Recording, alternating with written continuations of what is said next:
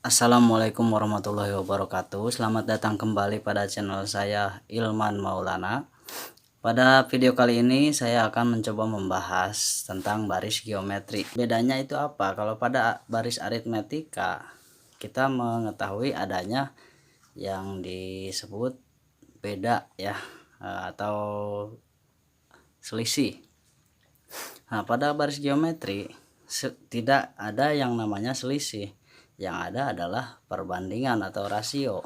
Jadi antara suku pertama dengan suku kedua itu memiliki perbandingan yang sama dengan suku kedua dan suku ketiga. Suku ketiga dengan suku keempat. Nah, maksudnya bagaimana? Begini.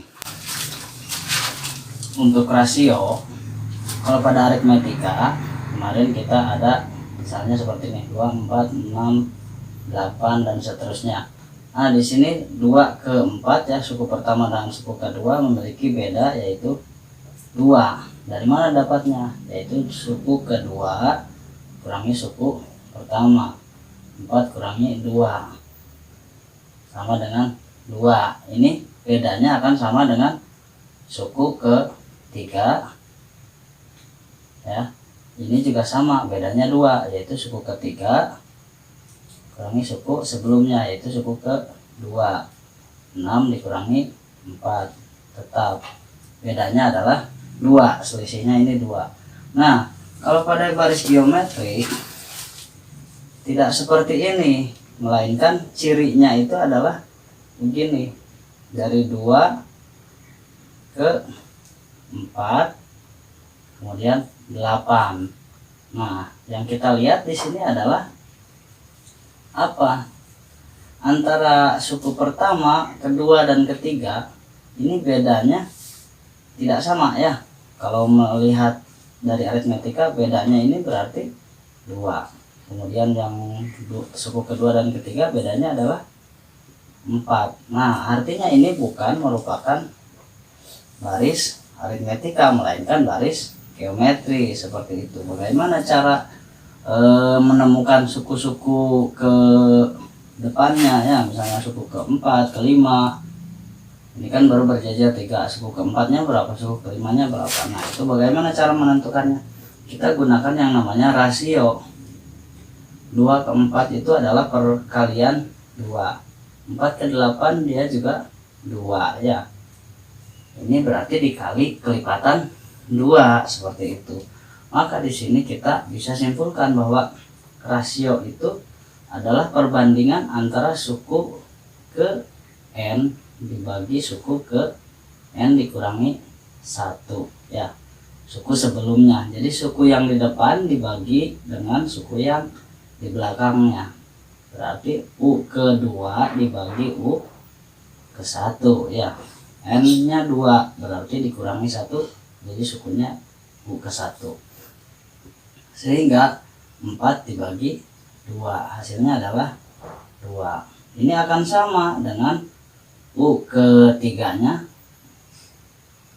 U ketiga dibagi dengan u ke sebelumnya u kedua, yaitu sama dengan 8 dibagi 4, hasilnya adalah sama saja 2 ya. Nah, di sini maka kita bisa mencari yang diminta, misalnya suku kelima misalnya ya. Kita tuliskan di sini suku kelima. Kita minta suku kelima. Suku kelima kita gunakan rumusnya yang ada di sini. A itu nilai suku pertama. Nilai suku pertamanya adalah 2 ya. Dikali, ini dikali ya. R-nya itu kita sudah temukan 2. Kemudian N-nya itu N ke berapa? N ke 5 dikurangi 1 ya, sama dengan 2 dikali 2 pangkat 5 dikurangi 1, 4. 2 dikali 2 pangkat 4 itu berapa? 2 kali 2 kali 2 kali 2 sampai sebanyak 4 kali. 2 dikali 2 dikali 2 kali 2 ya, sebanyak berapa kali? 1, 2, 3, 4 seperti itu ya. Ini pelajaran semester kemarin. 2 dikali hasilnya berapa? 2 kali 2 4 kali 2 8 kali 2 16. Maka hasilnya di sini adalah 32 seperti itu. Mudahnya kita buktikan saja. 2 kali 2 4 kali 2 8 kali 2 berarti di sini 16, ini 32. Ya, terbukti ya. Ke 1, ke 2, ke 3, ke 4, ke 5 begitu.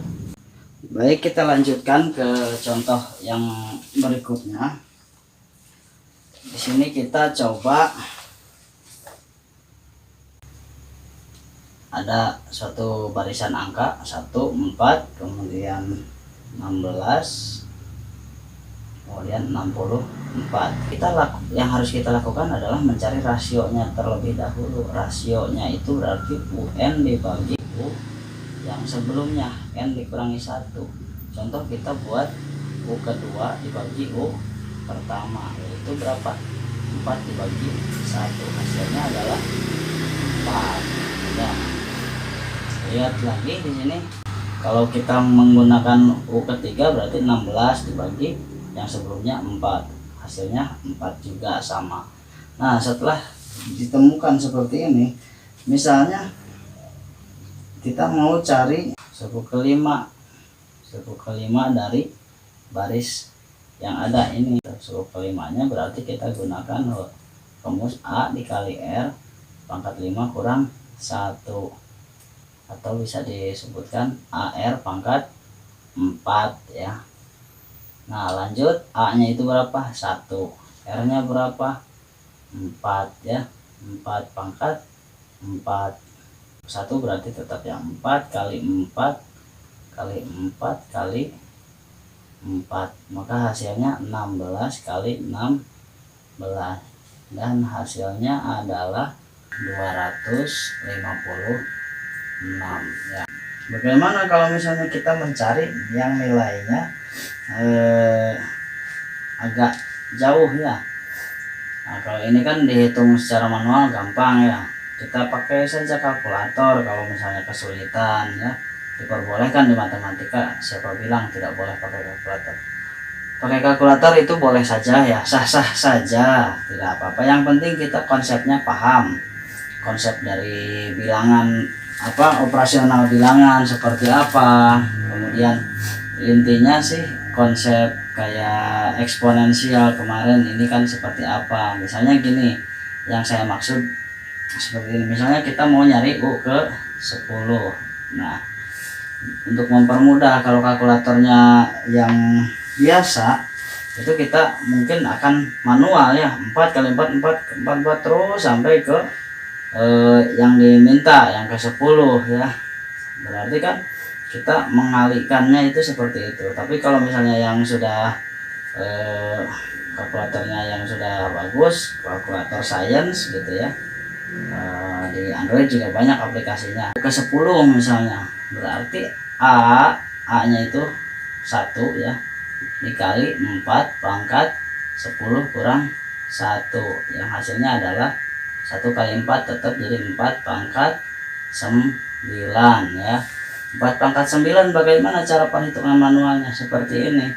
Yang kita tahu ini adalah 4 pangkat 4 dulu, 4 pangkat 4 ya. Berarti sisanya adalah 4 pangkat 5. Kita bisa gunakan 4 pangkat 4 dikali lagi 4 pangkat 4 dikali 4. Maka hasilnya adalah 4 pangkat 4 kan 256, jadi akan mudah di kalkulatornya, kali 256 kali 4 seperti itu. Dan hasilnya silahkan gunakan kalkulator. Mau kalkulator daging juga bisa ya, tidak usah menggunakan sayang.